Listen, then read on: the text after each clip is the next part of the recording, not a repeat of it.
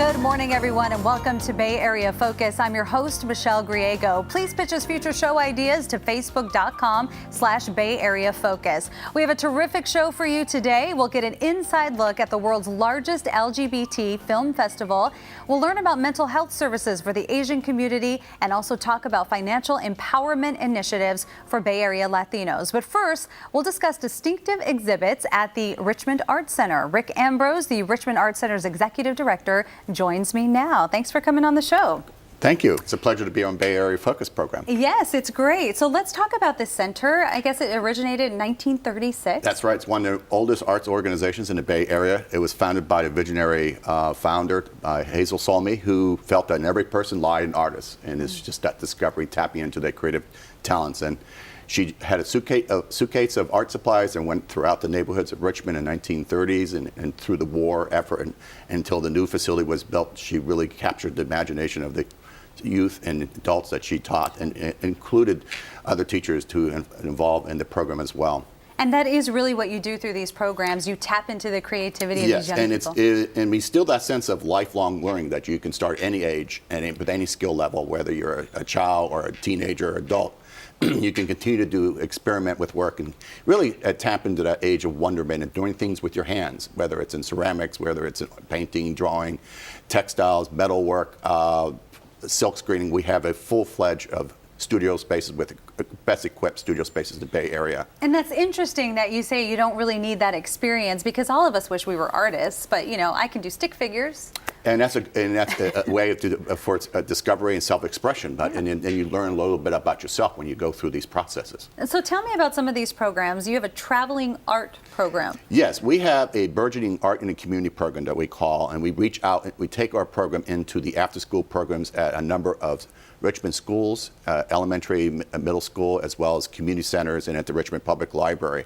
And we do a number of sessions per week for the students. And really it's part of our effort to be community engaged, and also we're kind of a facility or organization without walls, and they learned a lot about themselves, and they proved their academic standings, and really there's a sense of self-confidence that we instill in the students, and it's really built on a program that we call STEAM, which is an acronym for Science, Technology, Engineering, Art, and Math, and art is the glue to understand and solve a problem, and actually in the end you built your creative thinking skills. Yeah, and you said it really builds your self-confidence, and that is the key to success, isn't it? Yes, absolutely, in their future, and they realize that impact, that experience may not be immediate, but they feel it when they go into adulthood, and they understand, wow, that was an important moment in my life that I was open to these ideas and was able to make things, and also share that passion, love with their friends and with their parents. And like I was saying, I think all of us have some creativity, but it's just a matter of getting that out and I guess finding your niche. Absolutely. And we do it individually and we do it collectively. So a lot of young people are going to be out of school now. Yes. And we have a number of programs this summer. We have a great summer camp that we do every summer, of course. We have 2 weeks, 4-week camps for kids, all ages. We also have teen programs. We have a great mural project that will be taught by known muralists to paint outdoor murals in a number of the buildings, particularly one corporation in Marina Way. And then we also have a digital program at Richmond High School for high school students.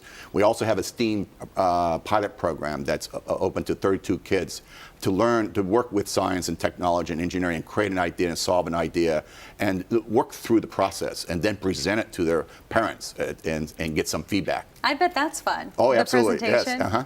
And are the parents, are they shocked sometimes about some of the art? They are amazed when when they come in and they see the works that their kids and other kids produce, and that sort of gleam in their eyes and the happiness in their voice is fabulous. Sure, this is an interesting piece right here. Yes, well, this is in addition to the programs that we provide to the community and in the studio spaces, we have fabulous gallery spaces that we do shows of emerging established artists, and this is a work by Robert Arneson, who's a well-known sculptor. I was going to say, if this was a young person doing this, I don't know. It is from a personal private collection of Ruth Bronstein, who's one of the legendary gallerists here in the Bay Area.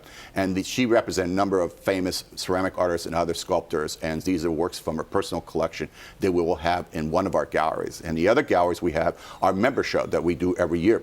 Members of the Richmond Art Center can have some of their work, a piece of their work in the show. And then we have a jury exhibition of the Pacific Rim Sculptors Group, which is a Northern California organization. And it's juried by John Toki, a well-known ceramic artist and advocate for ceramic art as well.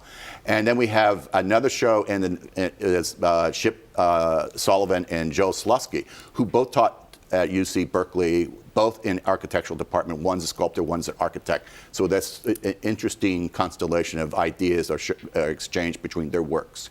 Yeah, this is great. So a lot of fun exhibits this summer. Yes, and we do these exhibits quarterly, and we're also looking forward ahead. And we have a once-in-a-lifetime exhibit with Richard Diebenkorn, well-known artist, internationally known, of his drawings. And we're working with the Diebenkorn Foundation and his family. And we have a special relationship with Richard Diebenkorn back in the 50s and 60s, where we provide sort of a platform for emerging artists to launch their careers. And there are a number of artists who have done that through the Richmond Art Center. Jay DeFeo, Ruth Asawa, Hung Lu, and a number of artists, Elmer Bishop. And it goes down the line of who's who had one time had shown their work at the Richmond Art Center. So if there are some local artists out there, yes, get in touch with you. Absolutely. Okay, great. Thanks so much for coming on the show. Well, it's a pleasure. All right. And for more information on upcoming exhibitions and regular workshops with the Richmond Art Center, please log on to therac.org. Again, that's therac.org. And we'll be back with more Bay Area Focus coming up after the break.